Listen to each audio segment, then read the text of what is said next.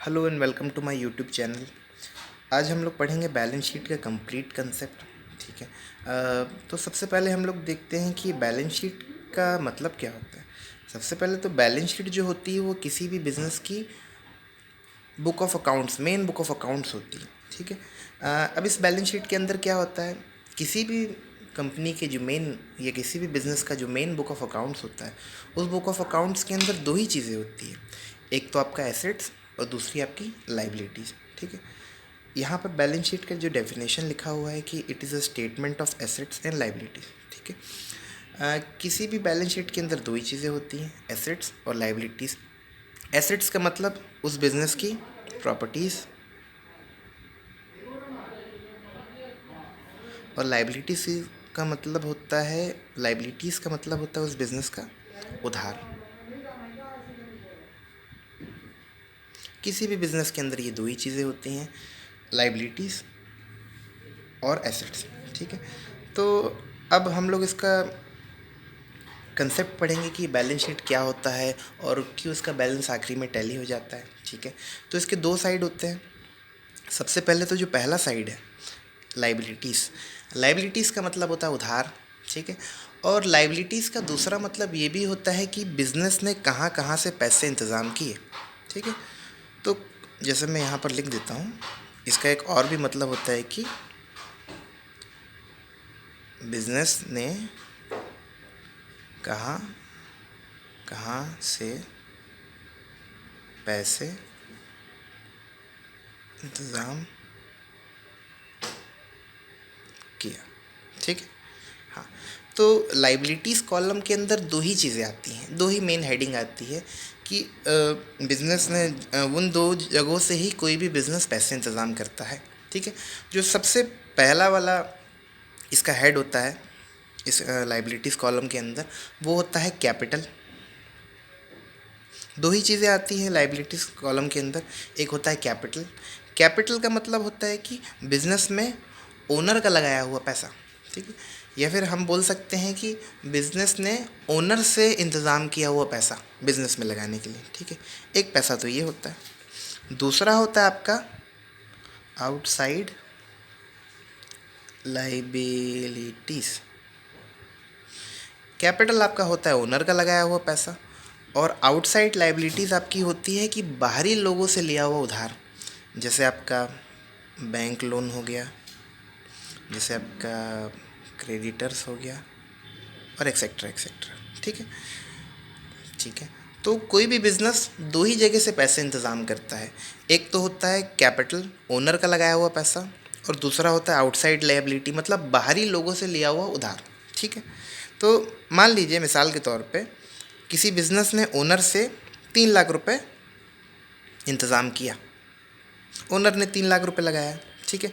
और outside liability मान लीजिए इन लोगों ने पूरा मिलाकर 7 लाख रुपए आउटसाइड लायबिलिटी ली।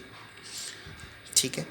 तो हमारे पास बिज़नेस में टोटल जो लाइबिलिटीज़ इकट्ठा हो गई वो हो गई 10 लाख रुपए। ठीक है। लाइबिलिटीज़ का मतलब होता है, एक मतलब ये भी होता है कि बिज़नेस ने कहाँ कहाँ से पैसे इंतज़ाम किए। तो कोई भी बिज़नेस दो ही जगहों से पैसे इंतज़ाम करता है। एक होता है कैपिटल, इसका मतलब ओनर का लगाया हुआ पैसा।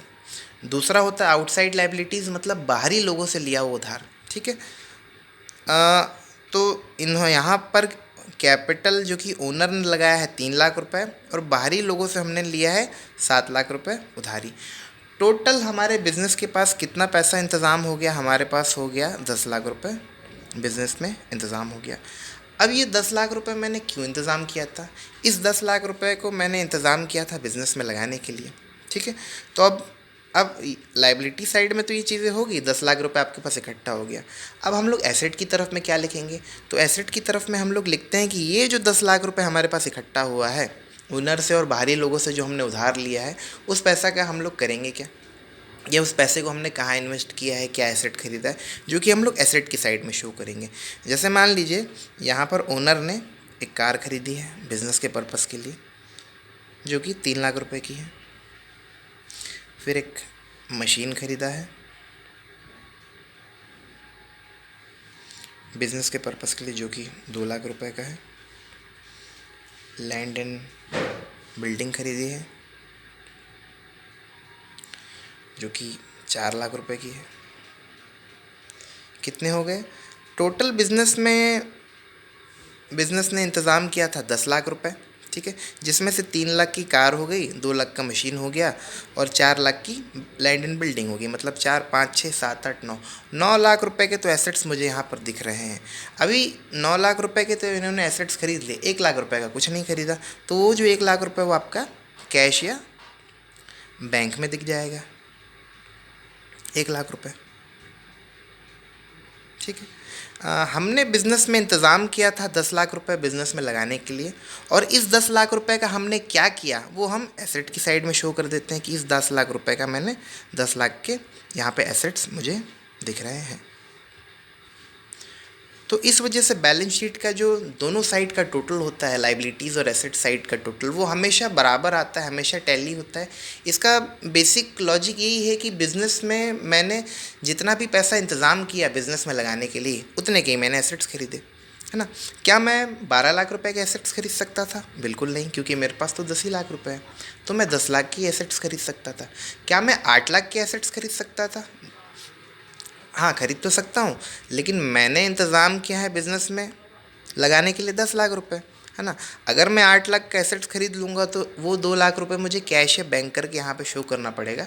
तो मेरा एसेट 2 लाख कैश और बैंक मिला के अगर मैं प्लस कर दूँ तो वो एसेट साइड 10 लाख रुपए ही टोटल आ जाएगा, ठीक है। आज के लिए इतना ही।